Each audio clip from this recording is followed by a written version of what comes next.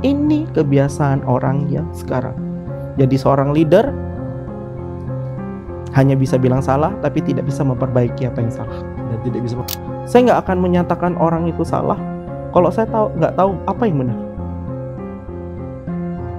Love what you do what you love.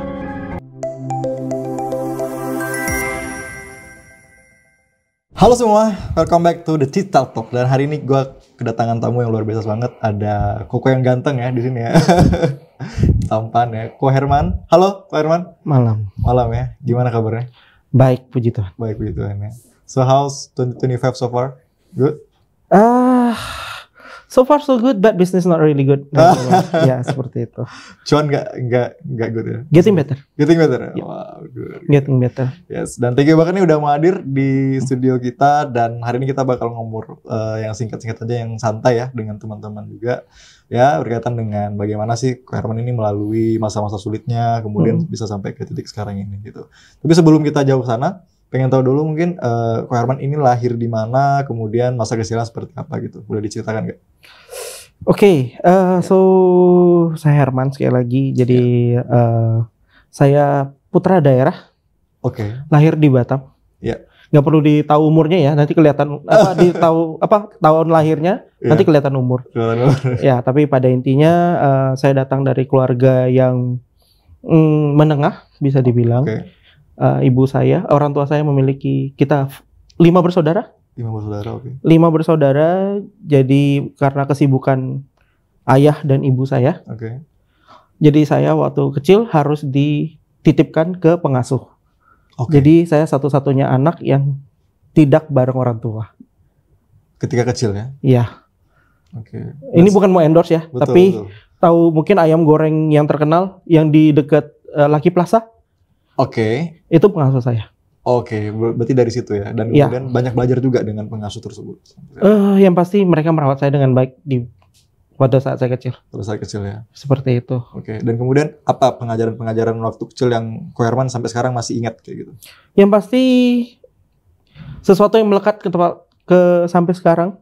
Saya bisa bahasa Jawa. Oh. Karena pengasuh saya orang Jawa. Okay. Walaupun saya Cina Toto. Oke, Cina Toto ya. Okay. Seperti itu. Bisa bahasa Jawa dan kemudian. Iya, betul. Tough ya, karena memang tidak orang tua asuh pastinya akan berbeda dengan orang tua kandung ya, kalau secara emosional gitu.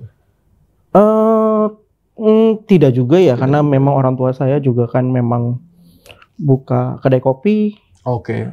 Dari kecil juga mereka sibuk. Oke. Untuk bekerja, mencari duit, untuk membiayai kami 5 bersaudara. Oke, 5 bersaudara. Ya. Jadi saya ikut pengasuh saya. Juga pernah tinggal di kos-kosan. Oh. Kos-kosan yang toiletnya sharing. Oke. Saya sekolah di Yosudarso, saya sebut aja. Okay. Saya alma mater Yosudarso, sekolah Katolik. Yeah. Sepulang saya sekolah, saya kadang ngerjain PR waktu sambil dulu ada puja sera. Oke. Ya, di situ saya sambil ngerjain tugas PR, saya PR. Okay. Jadi saya nggak nyalakan orang tua saya. Okay. Tapi itu yang bikin menciptakan diri saya sekarang. Okay. So Herman yang sekarang gitu ya. Iya. Dan kemudian setelah itu bertambah usia, lanjut sekolah ya di SMP dan SMA itu di mana? Di Batam juga. Oke, pada saat adik paman saya sukses di Jakarta. Itu paman saya merasa, kok kenapa saya dititipkan atau tinggal bareng sama pengasuh? Oke. Apa lebih baik dibawa kembali ke keluarga? Pada saat itu saya ke Jakarta. Tahun 97. Wow. 1 tahunnya tuh ada lagi 97. ada pemberontakan ya? Nah, itu yang akan saya ngomong. Nah, dan dalam waktu 1 tahun kerusuhan tahun 98. Betul. Dan saya ada di tempat pusat kerusuhan, yaitu di Tanjung Priok. Tanjung Priok. Oke. Apa yang terjadi pada waktu itu? Kondisinya seperti apa? Yang pasti kelas belum selesai, batu sudah masuk ke kelas karena kelas saya paling dekat sama gerbang. Oke. Kami harus sembunyi di bawah meja. Yes. Kami harus lari lewat belakang. Oke. Sampai pada akhirnya untuk menyelamatkan diri ya? Iya, menyelamatkan diri karena muka saya karena nggak mirip Chinese. Iya. mukanya bisa bilang pribumi. Jadi mobil itu disupirin oleh supir, ditaruh tasbih, saya duduk di depan. Kami bisa berangkat ke bandara itu dengar radio Mandarin yang di Jakarta dulu. Jadi kita lewat jembatan di Ancol, itu kita nyampe di bandara jam 5 pagi, baru bisa dapat pesawat jam 12 malam. Jadi kita duduk di lobi Suta, belum masuk ke dalamnya. Untuk escape di luarnya, untuk ya? escape, iya. Wow. Dari kondisi yang chaos pada waktu iya, itu. Iya, sangat chaos. Tapi apakah mempengaruhi mental juga selama mungkin sampai pasti, besar pasti. seperti itu? Teringat juga ya memori-memori pada waktu kejadian itu. Chinese kan korban ya. Betul. Mas Tara. Yeah. Kejadian yang pasti yang kejam-kejam itu kita nampak. Penjarahan. Ada rumah yang bahkan mungkin dibakar dari lantai 1 karena ruko semua ya. Banyak sekali korbannya. Dan salah satu teman saya menjadi korban. Di korban pemerkosaan. Kakaknya gila. Psikisnya terganggu. Keponakannya idiot. Kakaknya gila, keponakannya idiot. Iya. Berarti pada waktu itu memang untuk seumuran anak SMP, anak SD itu memang menjadi tontonan yang sangat-sangat ini ya, kasihan ya, traumatis ya, seperti itu ya.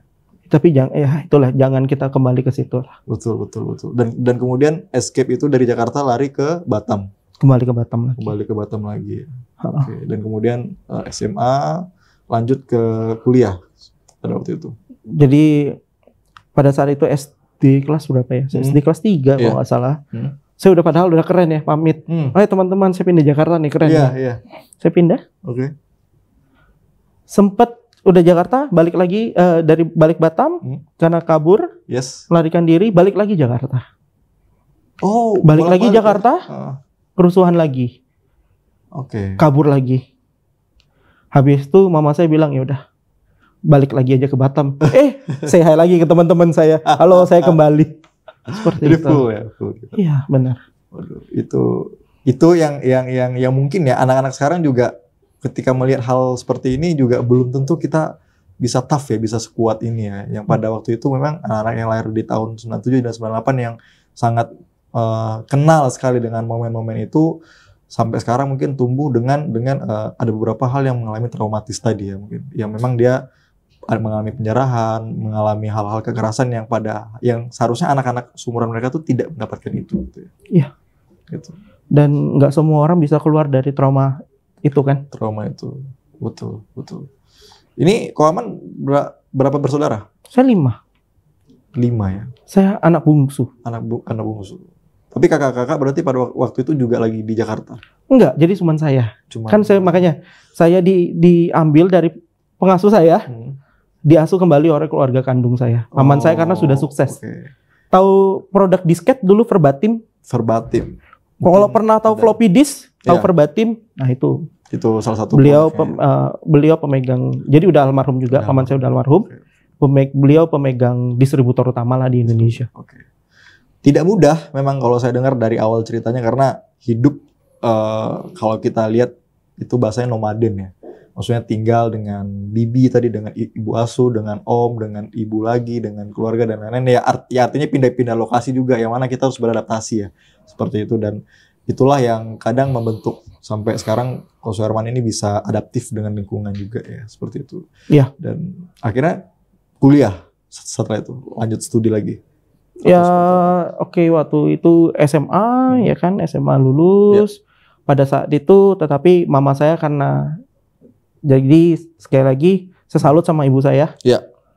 Karena ibu saya pada saat saya umur 9 tahun, papa saya sudah almarhum. Jadi ibu saya menghidupi kami berlima, berangkat jam 3 pagi. Menyiapkan makanan buat anak-anaknya. Baru kembali lagi jam 3 sore. Kami punya kantin dulu di Sekupang. Jadi shout out to my mom, I love you so much. ya pada saat kuliah, pada saat saya lulus SMA, mama saya bilang sama saya, tahan 1 tahun karena koko saya kuliah di BINUS, kakak saya kedokteran pada saat itu lagi kuliah juga. Jadi tunggu 1 tahun, tapi setelah 1 tahun saya kerja, kamu bisa pergi ke luar negeri. Dan kemudian dari situ momen itu yang juga. Tapi sebelum kita berbicara soal perkuliahan tadi ya, maksudnya ketika momen untuk belajar menahan diri ya, artinya tadi kita juga merelakan, maksudnya kakak kita masih ada yang berkuliah dan lain-lain, kemudian antrian nih ceritanya kan sampai ke kita gitu, itu kan nggak semuanya orang kadang mau menerima ya, menerima ego itu seperti apa ya, menerima kondisi itu kayak harus menunggu itu. Saya nggak mau bijak ya, tapi saya sempat berantem. Pernah mau melarikan diri dari rumah juga. Karena merasa tidak adil dan tidak disayangi. Iya, betul. Pak, pada saat masih muda pasti ada egonya ya. Iya. Kenapa nggak boleh? Iya. Mama nggak sayang sama saya. Kenapa Cece Koko duluan? Iya. Dan akhirnya, mama saya janji saya seperti itu. Kalau kamu lulus, kamu mau keluar negeri silakan. Dan akhirnya ditepati ya tadi. Dan ya habis itu saya gap year, saya kerja. Di mana pada waktu itu? Wah, kerja pertama itu di dekat kantor saya yang sekarang juga, di Tunas juga. Jadi sales baterai, FRID sama Energizer. Ya.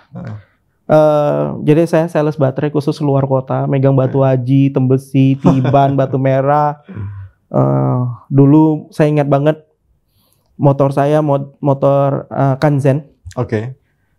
Pernah diserempet di Sungai Harapan. Pernah diserempet di Batu Aji, dulu masih jatuh jalur. Pernah juga mogok di pertengahan Punggur, dorong sampai Dotamana. Tapi itu yang bikin... Itu yang momen-momen seperti itu ya, yang bikin nginget. Yang kita pengen inget lagi ya. Yes. Dan habis itu, setelah itu, karena guru saya pada saat Yosudarso itu dulu, waktu SMP itu ada conversations. So instead of English we have conversations. Jadi ada Bu Guru, Ibu, kalau you still there, Bu Fuji, thank you so much. Karena beliau yang bilang sama saya harus belajar Inggris really well. Dengan kayak gitu gajinya lebih bagus. Thank you so much ya Bu Fuji. Thank you if you see this. Jadi saya dapat tawaran waktu itu kerja di Bintan. Kerja di Bintan ya. Tapi ini sebelum kuliah berarti? Sebelum kuliah. Sebelum kuliah. Wow.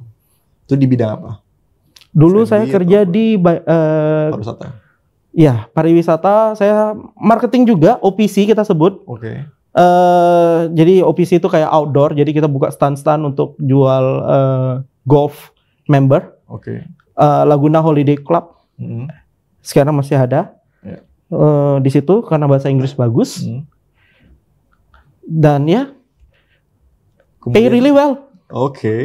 Di umur saya yang itu 19 tahun? 20? 19, 20 ya, around that. Saya udah bisa dapat 20 juta sebulan. Wow. Di tahun itu ya? Iya. Wow. It's a big pay ya. Iya, karena ada ini, ada bonus ya. Ada bonus ya. Ya. Dan ini sangat senang dengan menjalani kegiatan itu. Ya mudah ya, namanya hambur-hamburin duit ya. Iya. Karena Bintan kan dulu nggak ada apa-apa ya. Betul. Mas Tara tahu sendiri udah nggak kayak, ya belum kayak sekarang lah. Dulu juga Tanjung Pinang City Centernya juga mallnya belum ada, semuanya belum ada. Betul. Jadi bolak-balik lah ya, Batam, Bintan. Kalau mau nengok orang tua bisa pulang gitu ya. Gap year-nya saya. Jadi itu juga yang membuat saya, ini jalan yang saya pengen. Akhirnya saya, saya pilih perhotelan. Anda memilih perhotelan sebagai jalan karirnya. Iya. Saya pilih dan hospitality. Hospitality ya.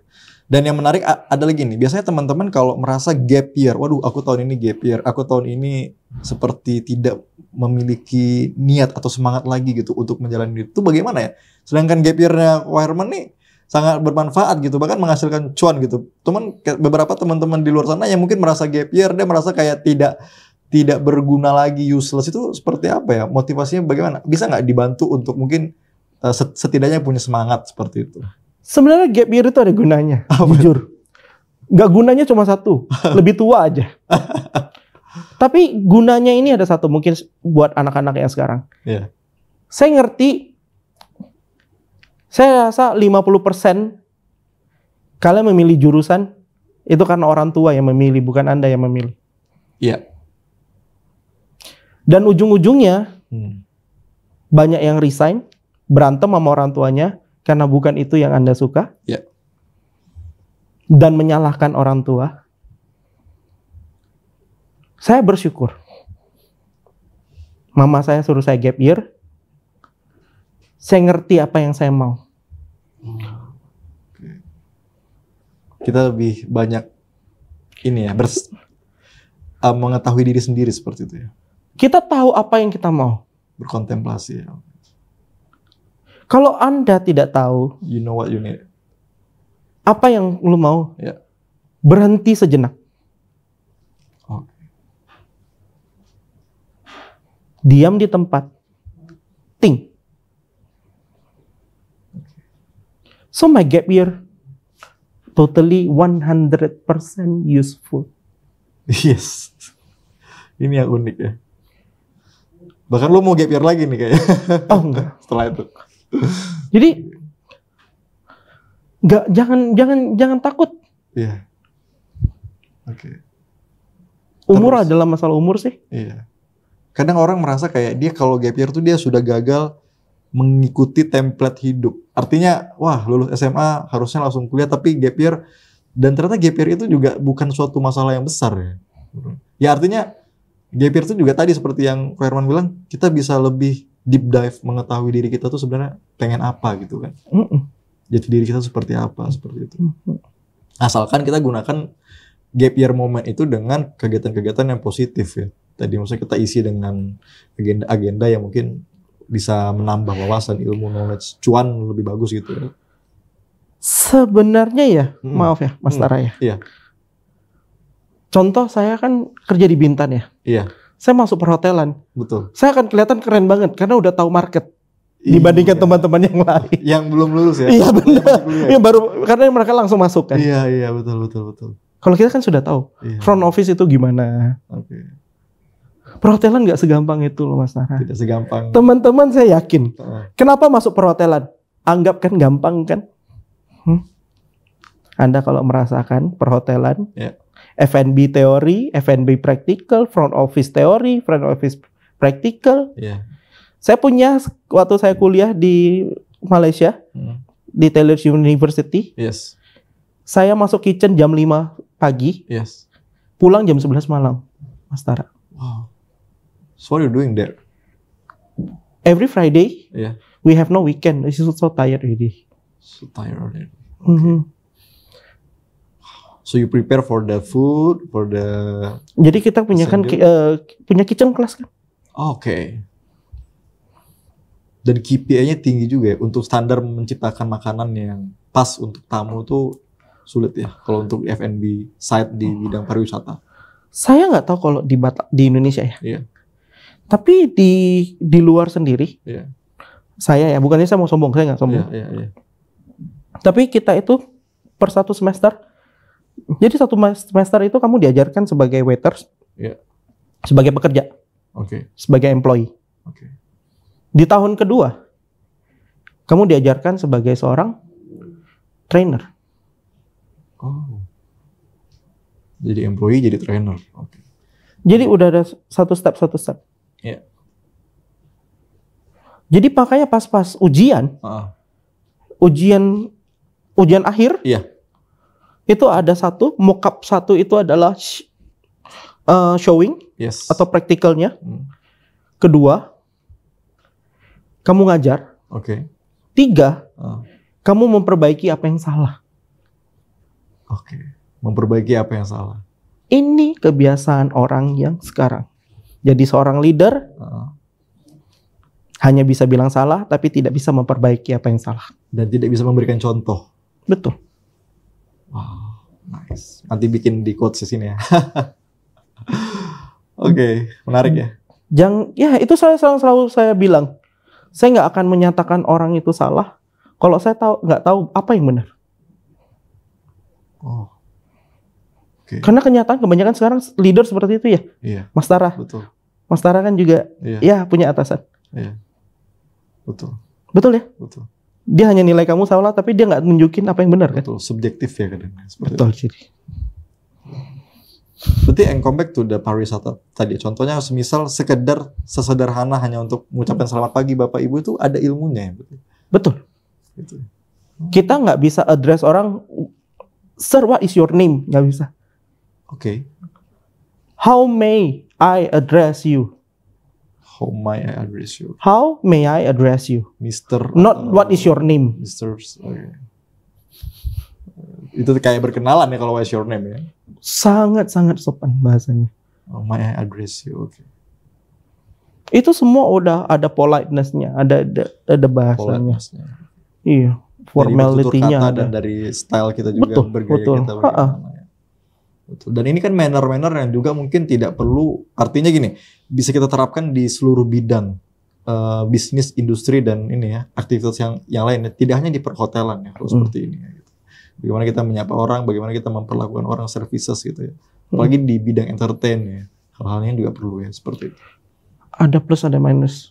Ada plus. Mas Tara. Okay. Pas kamu udah kuliah perhotelan, karena kamu tahu apa yang benar. Jadi pas kamu datang ke restoran, makanannya bukan seperti itu, servis yang baik bukan seperti itu. Oke. Jadi jiwa observingnya tinggi, expectationnya pun jadi tinggi.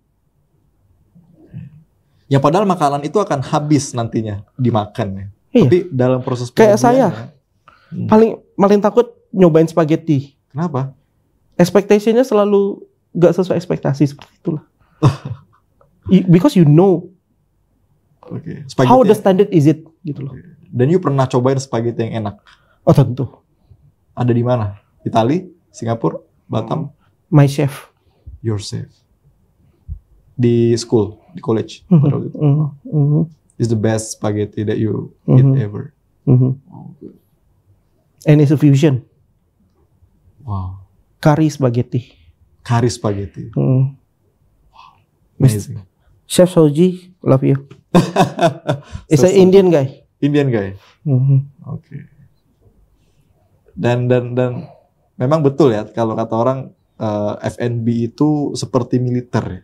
Kalau di dapur itu sepertinya yang ditangani adalah orang-orang yang sudah lapar, sehingga ketika di dapur harus serve dengan cepat, enak dan pas gitu ya.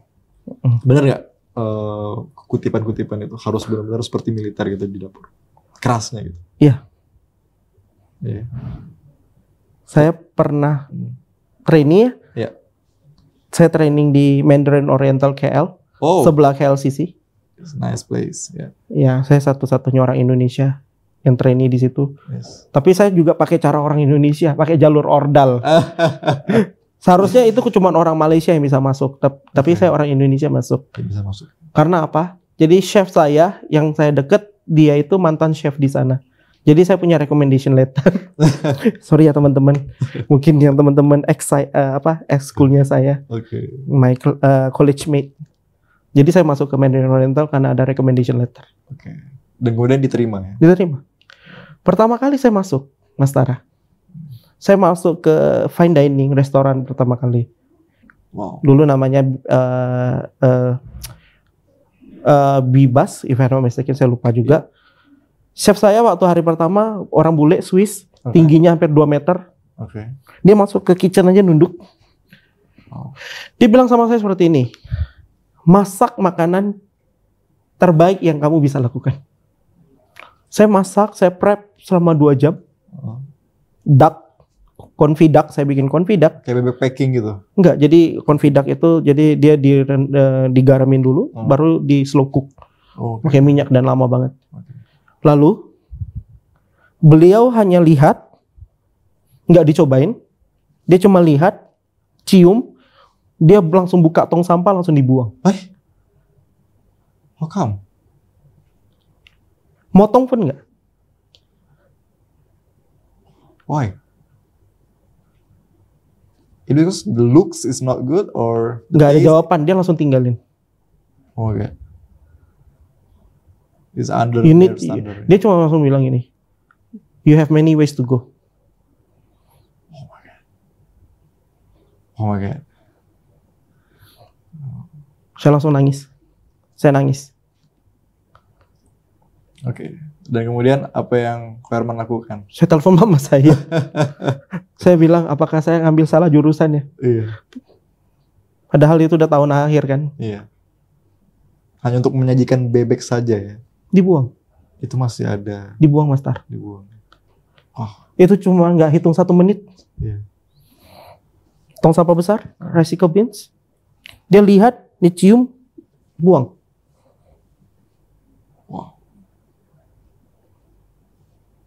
Sebenarnya kalau saya mungkin sudah merasa kayak sakit hati gitu ya. Bahwasannya masakannya ya saya prep 2 jam tapi tidak dinikmati atau tidak even dilihat saja atau disentuh tidak ya. Sampai sekarang, sampai saya seumur ini, I still don't know why. Dia nggak memberikan jawaban. Wow. Tapi mungkin itu yang kayak mungkin nanti pada suatu saat kamu kerja kan, ya. Pasti ada orang yang nggak dislike kita ya. Yes. Mungkin itu yang mungkin mau diajarin. Kita nggak bisa memenuhi semua apa yang ekspektasi orang. Yeah. I really understand about that because mungkin dia juga tidak memberikan jawaban karena bahkan sesuatu tuh ada yang tidak perlu jawaban ya. Tapi kita harus memaknai itu juga kan. Ya nantinya ke depan ya pasti kita akan tahu lah. Ternyata ada behind story di balik itu ya, seperti itu. Dan ini menjadi hal yang menarik juga dan kalau bisa dilihat-lihat ke belakang ya berarti Herman ini sebenarnya sudah banyak sekali hidup di antara ketidaknyamanan ya kalau yang saya lihat. Ya. Very strong boy ya. Like bisa melewati berbagai macam rintangan itu kan nggak gampang ya. Anak-anak merantau, berkuliah, kemudian mengambil F&B yang mana itu area yang sangat perlu detail dan perlu kesempurnaan seperti itu ya. Kalau bilang susah, kayaknya orang yang paling susah mama saya deh. Saya juga nggak bisa bilang saya susah. Kakak saya juga bekerja, membantu saya juga waktu kuliah juga. Jadi saya nggak bilang saya susah. Cuman yang ujian yang dihadapin lumayan lah. Pasti ada. Betul. Makanya kalau saya selalu ngomong, orang bilang Tuhan beri jalan, tapi bagi saya Tuhan memberi pilihan untuk kamu untuk memilih. Yes. Tuhan memberi jalan dan Tuhan memberikan pilihan buat kamu memilih. Tapi kadang ada orang yang tidak tahu dia harus memilih apa. Even sudah disajikan pilihan dia tidak tahu mau memilih. Itulah orang banyak salah tanggap kan. Ya Tuhan, ya Tuhan. Hanya diem di tempat. Dia tidak memilih, dia hanya menunggu. Ya Tuhan. No action. Iya, NATO kan. No action, talk only kan. Iya.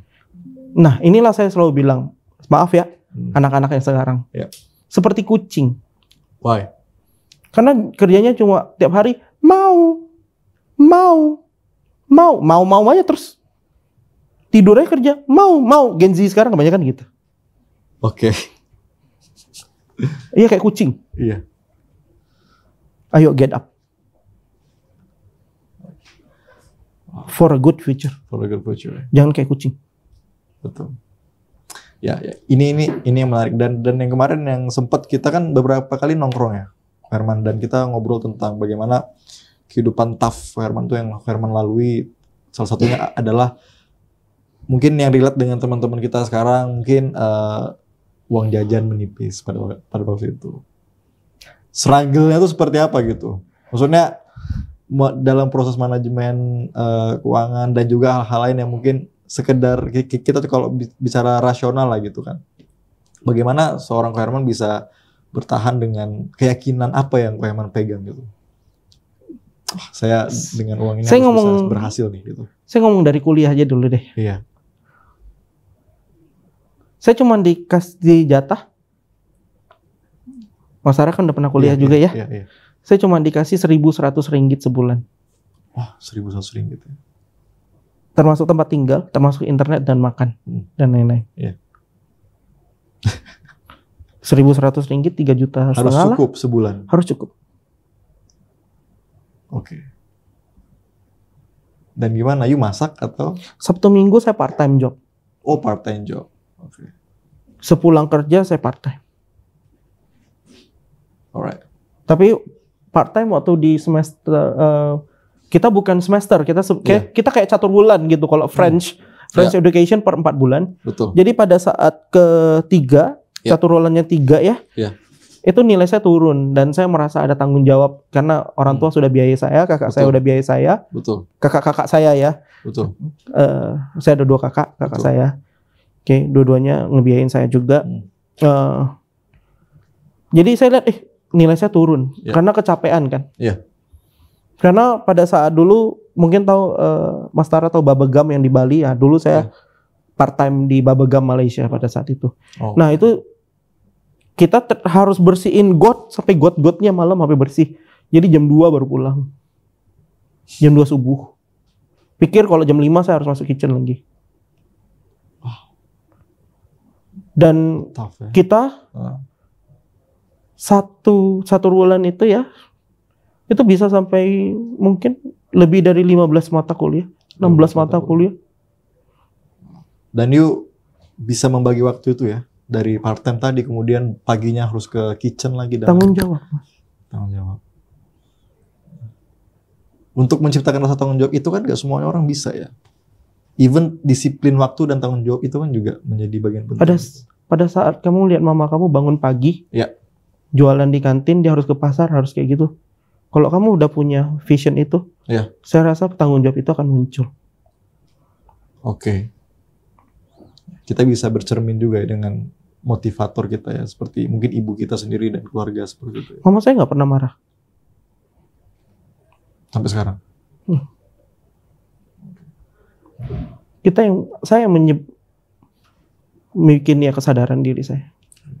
Walaupun saya belum sempurna. Alright. Luar biasa.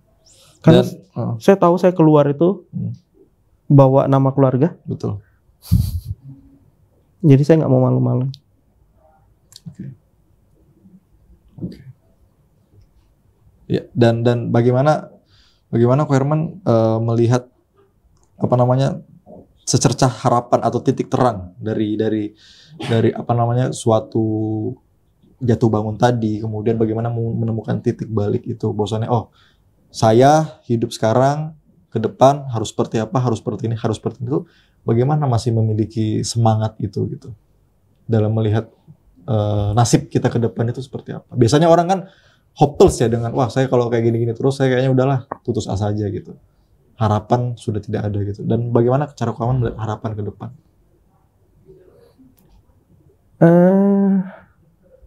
Ini ada peluang nih. Simpel sebenarnya. Iya. Saya mau nyenangin mama saya itu aja. Karena udah nggak ada yang lain kan. As simple as that ya. Nggak perlu alasan yang rumit sih. Iya. Oke. Berarti ibu itu menjadi sosok yang penting ya untuk personal Ko Herman sekarang. Ibu dan kakak saya. Ibu dan kakak. Koko saya. Oke. Apa yang diajarkan? Keluarga saya, kalau Mas Tara mau tahu, baru rame itu di atas jam 9 malam. Kenapa? Berkumpul semua? Semuanya kerja. Pagi kerja, kemudian malam baru bisa berkumpul bareng. Kakak saya punya bisnis, dua-duanya join. Jadi kan mereka buka toko sampai malam. Tapi dari dulu seperti itu. Segitu kerasnya. Jadi mungkin mohon maaf sama tim-tim saya yang sebelumnya atau yang sekarang. Itulah kenapa kehidupan saya yang keras. Itu yang kenapa saya keras terhadap kalian. Dan itu selalu mama saya ingatin sama saya.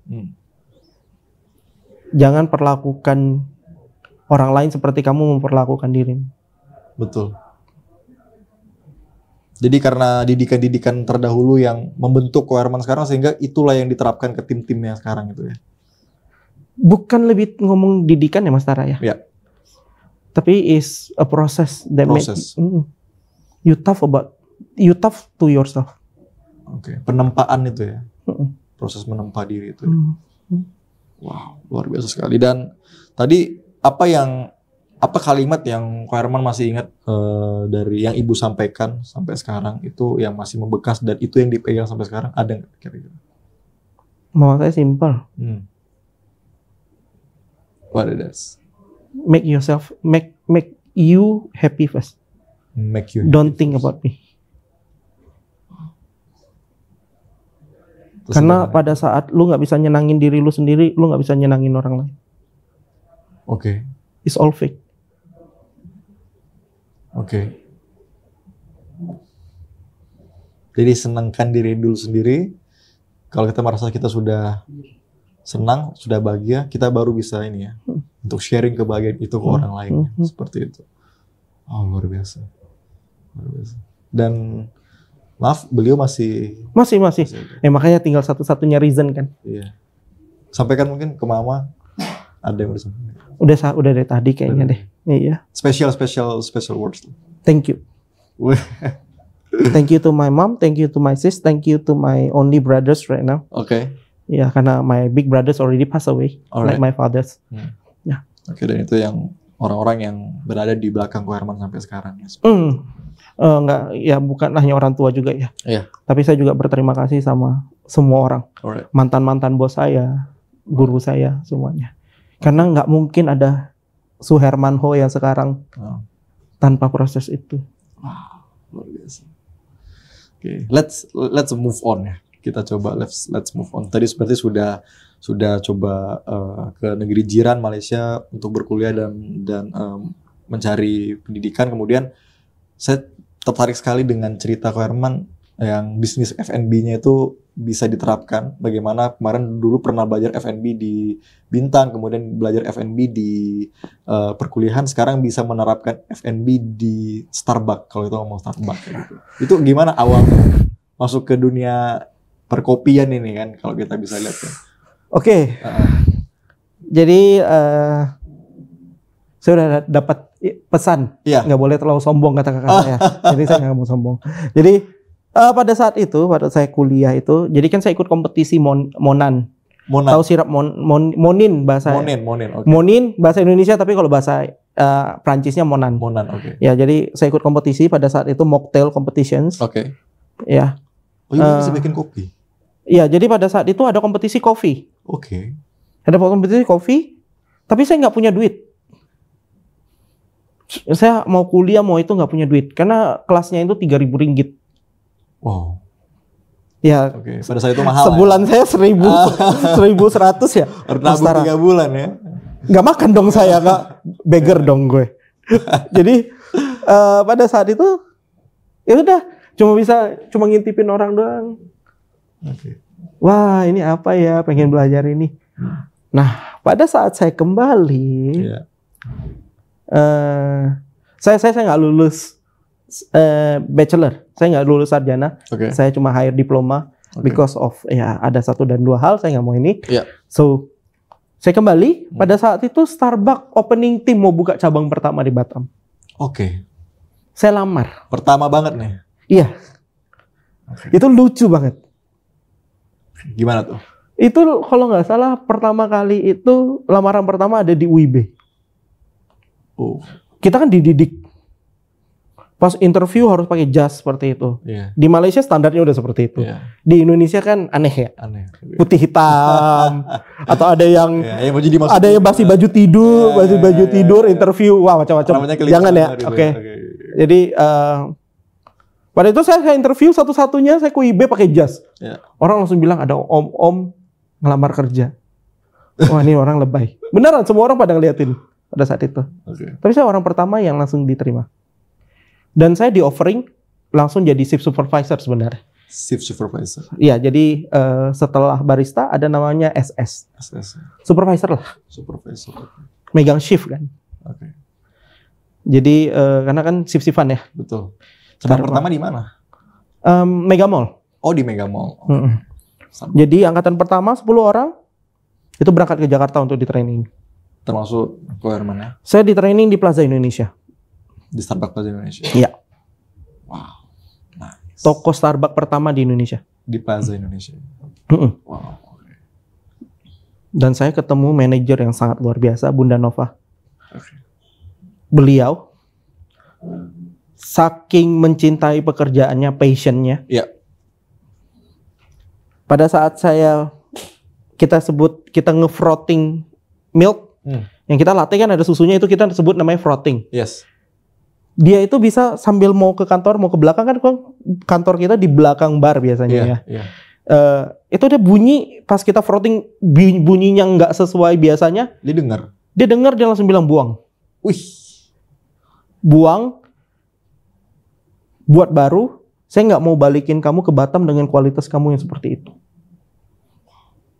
Hanya dengar bunyi. High standard. Perfeksionis. Wow. Sangat peka sekali buat benar. Makanya dia sekarang pangkatnya sangat tinggi beliau. Masih di Starbucks. Iya. Wow. Megang regional kok nggak salah. Oh my god. Jadi pelajaran yang diterima di sini juga adalah bagaimana memberikan good service itu juga ya kepada pelayannya, kepada pelanggannya. Sebenarnya gini. Apa yang dipelajari dari Starbucks? Di perhotelan sebenarnya satu, simple. Ya. Treat people like how you want to be treated. Oke. Perlakukan orang lain seperti bagaimana kamu mau diperlakukan. Atau pemikiran subjektif dan objektif. Oke. And after that you come back to Batam. Ya, opening Batam. Ya. Berapa tim pada waktu itu? Membawahi berapa tim? Dulu original Batam ada 10. Ada 10. Habis itu ada perbantuan itu dari luar kota ada 4 atau 6 orang lah. Termasuk manajer saya. Manajer saya juga masih ada, Mbak Rati. Oke. Di Kemang sekarang megang Kemang. Ya. Sampai sekarang sampai cabangnya sudah banyak sekali di Batam ya, Starbucks ya. Dan puji Tuhan. Ya, mengenal sosok Herman juga teman-teman sekarang. Yang lama-lama lah. Tahu. Nanti kalau aku ngomong agak sombong. Ya, biasa aja, Mas. Cuma customer saya tahu saya. Tahu ya. Kalau customer terbaik. Minuman apa yang paling favorit selama di Starbucks? Mungkin bisa saya mau coba rasain juga nanti kalau saya ke Starbucks. Sekarang?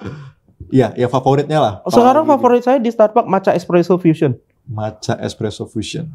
Green tea sama coffee dicampur sama milk. Wow. Aneh ya?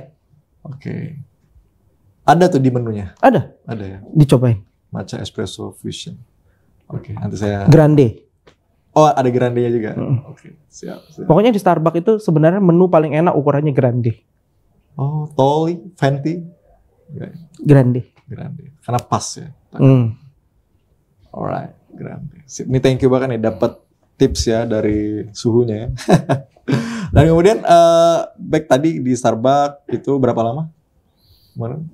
1 year and a half kayaknya deh. 1 year atau 1 year and a half lah. 1 year and a half ya. Dan after that, you mau coba industri bisnis baru ya. Di entertain juga ya? Tidak. Mama saya suruh saya resign. Oh. Why? Itu tidak menjanjikan atau buang-buang waktu? Pada saat itu tante saya ngomong, Herman kerja di situ, kerjanya nyapu, ngepel, buang sampah. Loh, itu kan mulia juga. Di kita sebut sebagai barista, tapi di orang tua kita disebut kopikia. Sama kayak kopi yang punya pekerja. Oh. Jadi orang tua yang Chinese pasti berharap anaknya kerja di kantoran 8 to 5, Monday to Friday.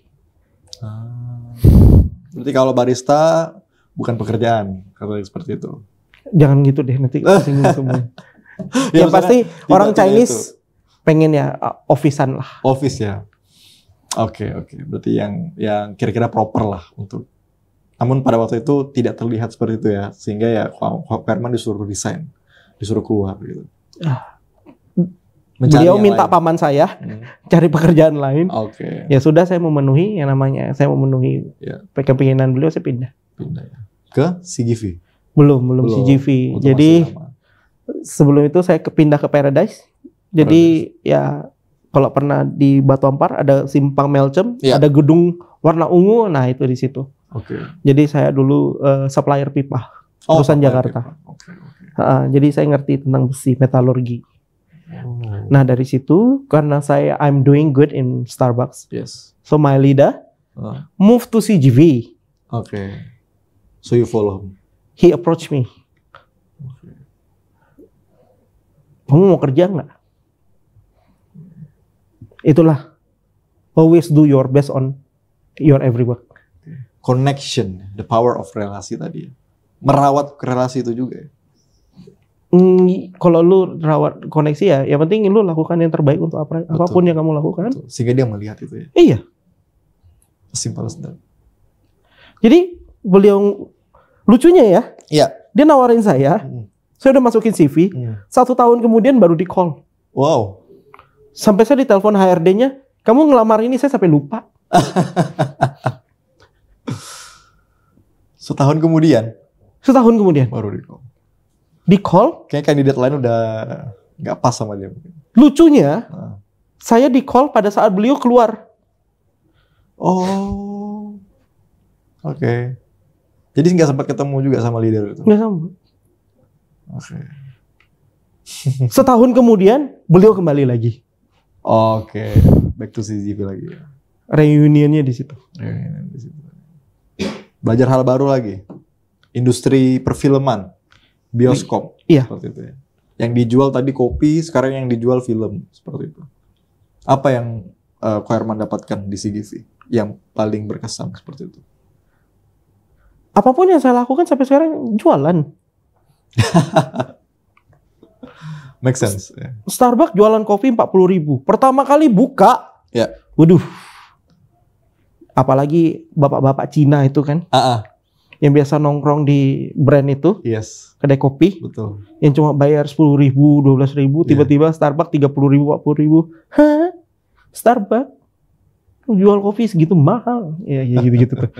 Pada saat awal it's not really easy. Nggak kayak sekarang. Oke. Dulu mau self service aja mereka nggak mau. Harus dipanggilkan. Harusnya self service ya. Dulu awal-awal seperti itu. Jadi lain kali Anda ya yang nonton ini, kalau Starbucks self service ya datang ngantri sendiri, nggak usah manggil-manggil. Itu. Betul. Ya itu di CGV, wah CGV luar biasa sih. Nggak ada pengalaman di situ, didapat kepercayaan, langsung diduduk di nomor 1. Brands manager, head. Namanya CM, Cinema Manager. Cinema Manager. Okay. So what are you doing there? Ya tanggung jawabnya yang pasti ya memastikan operasional berjalan baik. Okay. Itu di mall mana? Capri Mall. Capri Mall. Saya ditipu. What? Pertama saya ditawarin kirain makan masuk Harbor Bay. Ternyata megang Capri. Padahal orang yang lebih senior Harbor Bay. Harusnya di Capri. Harusnya di Capri kan? Iya. Karena site-nya lebih ramai pada saat itu. Betul. Malah you yang baru yang di Capri. Iya betul. Jadi agak kagok atau seperti apa? Sangat. Yes. Tetapi tidak front of customer kan? Tidak face to face dengan customer. Karena kan sebagai head atau seperti apa? Saya justru sering di depan. Sering. Saya sering berhadapan sama customer. Okay. Saya sering nyapa customer. Oke. Okay. Wow. Jarang ya ada leader yang kadang mau turun ke bawah gitu. Saya nggak suka di belakang.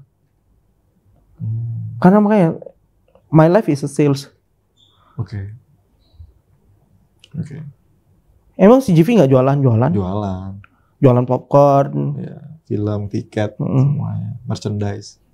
Tapi sosok seorang di balik penjualan itu, sosok orang di balik yang memanage itu kan juga ada kan. Dan orang kadang sangat, gini loh, saya sebagai customer akan sangat senang jika ada leadernya yang datang menghampiri saya. Betul. Gitu. Jadi touchable gitu. Kadang kita kan ada banyak layar ya buat harus sampai ke sana seperti itu. Oke. Ini yang mungkin teman-teman nggak lihat di bioskop.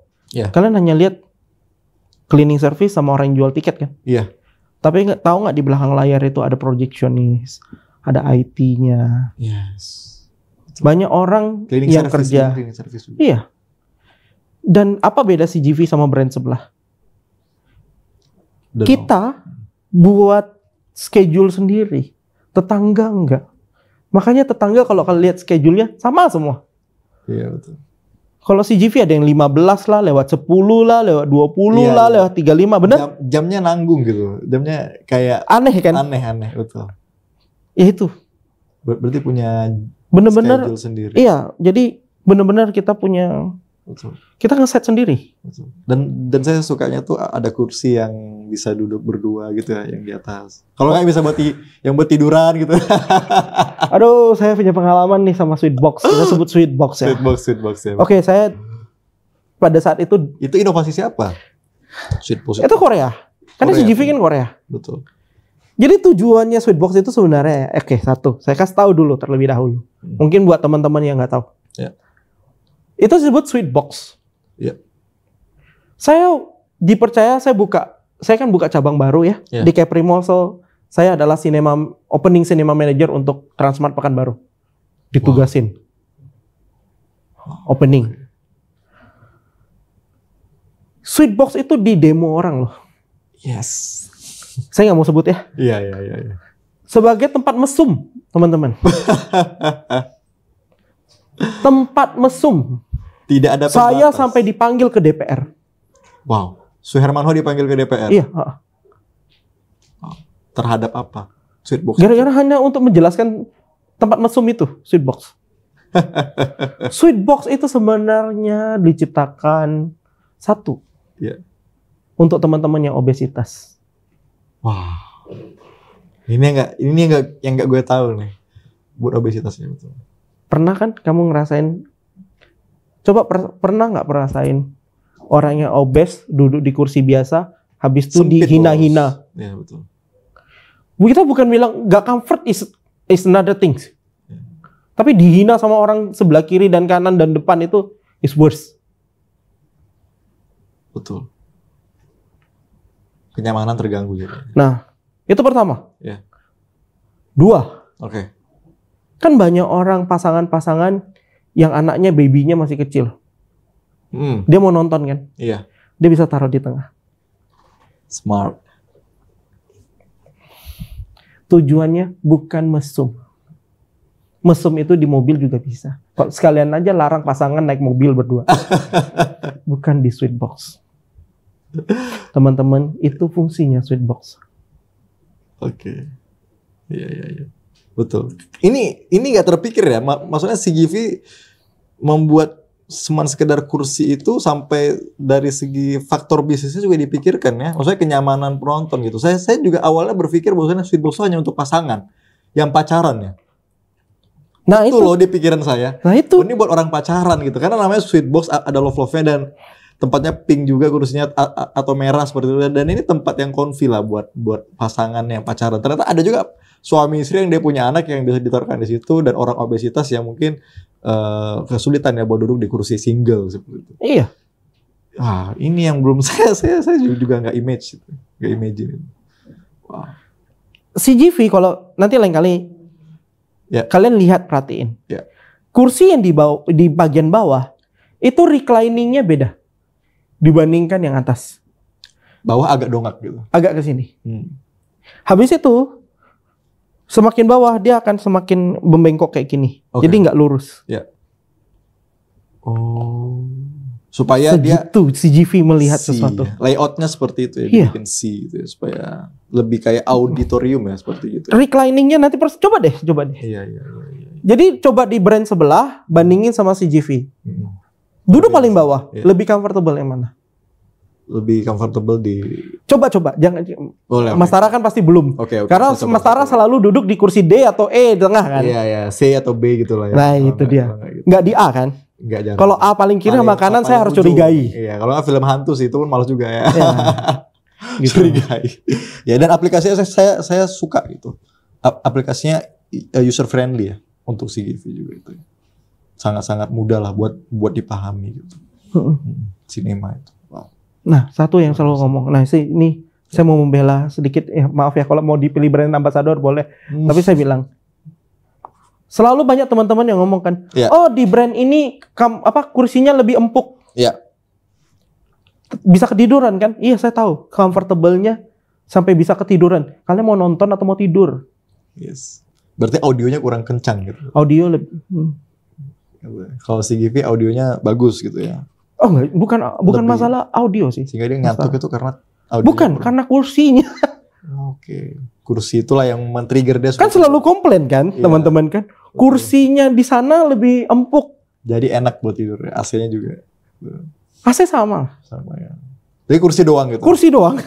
Oke. Komplainnya selalu teman-teman kursi. Oke. Bisa ya? Tapi sampai tidur. Jadi mau nonton mau tidur. Iya betul juga sih. Lu ke bioskop tuh nonton ya. Iya. Bukan mau tidur ya. Kalau tidur mah di rumah gitu ya. Oke. Wow. Sedetail itu CGV memikirkan customernya. Iya. Mes. Dan itu yang di edu juga ke karyawan-karyawan juga. Pengajaran-pengajaran itu yang mungkin di-share ke karyawan. Bosannya gini loh cara serve customer dengan baik seperti itu ya. Ketika Koherman di CGV. Wow. Sampai leadership style-nya juga berpengaruh. Di-train. Leadership style. Okay. Saya sudah pernah di-train di Starbucks, saya pernah di Western dan Eastern. Oke. Dan itu berbeda kan budayanya? Berbeda ya. Wow, oke.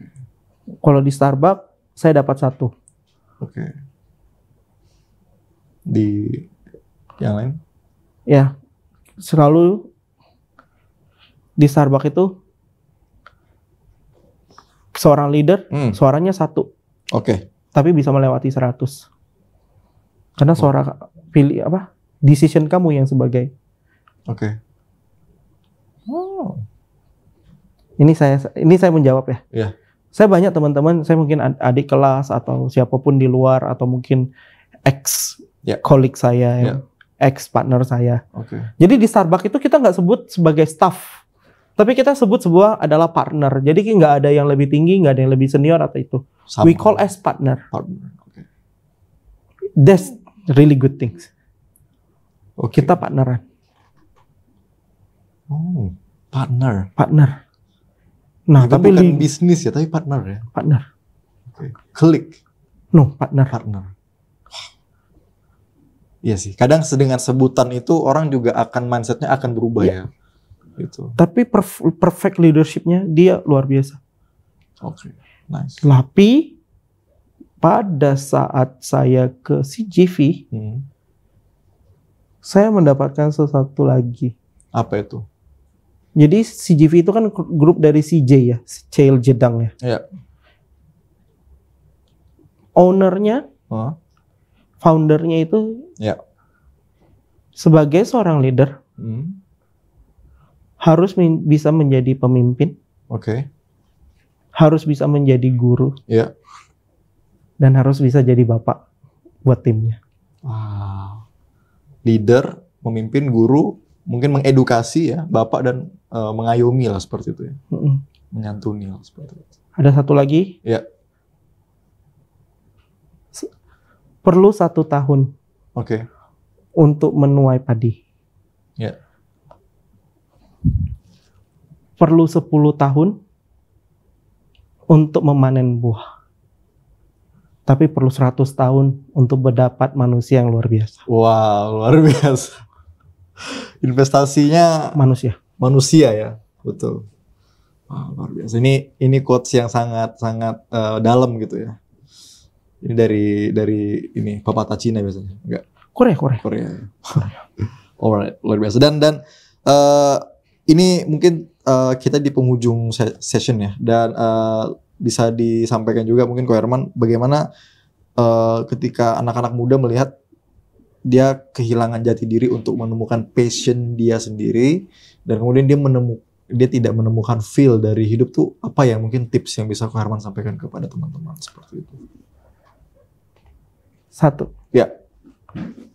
Tadi udah sebut passion ya? Iya. Kamu udah sebut passion. Iya. Yang pasti satu. Love what you do. Do what you love. Kadang do what you love cuannya sedikit. Tapi kadang pengalaman yang suka, ya kayak Mas Tara ya. Iya. Kalau yang kita nggak suka cuannya gede gitu. Gimana tuh? Antara uang atau yang kita suka? Itu yang 2 hari yang lalu saya ada ngomong sama tim saya. Iya.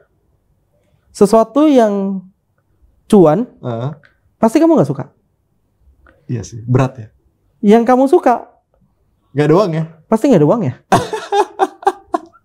Tadi saya di mobil juga sama teknisi saya juga ngomong kayak gitu. Iya. Oke. Jadi kuncinya apa? Pak. Bersyukur. Oh my god, damn. Bersyukur ya. Bersyukur atas apa yang kita miliki saat ini dan hari ini, yang kemarin dan yang akan datang. Seperti itu. Wow, luar biasa sekali. Kata guru agama Buddha. Ya. Saya dulu.